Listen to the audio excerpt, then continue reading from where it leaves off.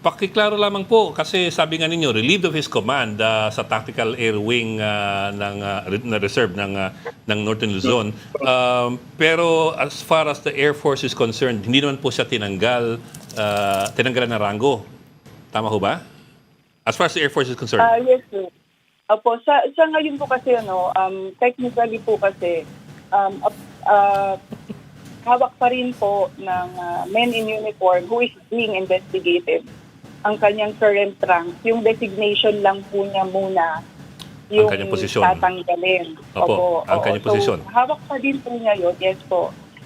Para po hindi na po maka-apekto dun po sa investigasyon na nangyayari. Colonel, meron bang ganitong precedent na nangyari in the past? At ano yung naging response kung meron? I have to check on that po, sir, with our reservists and retirees affairs, no? So, Okay. I'll get back to you, sir. Pero Colonel, parang ang bilis ng promotion ni dating Congressman Romero, no? Kasi noong 2024, full colonel siya, tapos noong 2025, first quarter, general na. Parang ang bilis ata. Wala akong Wala pa alam sa na... taon. Oo, na ganyan, nakabilis na ma-promote to general, no? Meron bang time and grade dyan sa, sa military, maski sa reservice? Gano'ng katagal? May minimum ho ba?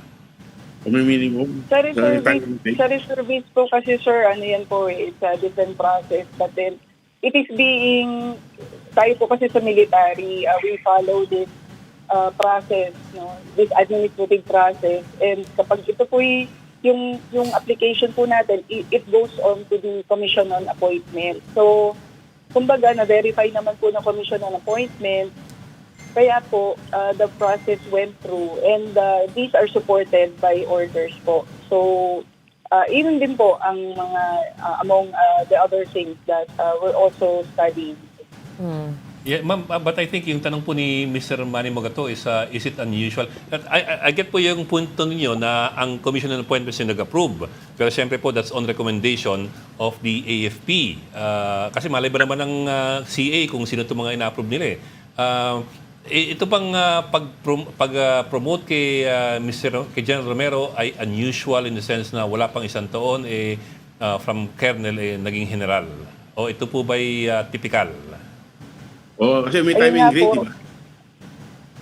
Opo, ayun po yung, kaya nga po, nagkakaroon po tayo ng extensive investigation also para po mas maayos po natin yung mga rules and regulations po that, kumbaga ma-update po natin, para ma-ensure po natin that these are the proper updated rules and regulation when it comes to promotion. So, kumbaga ito naman po kasi, sir, is covered po ng mga orders eh.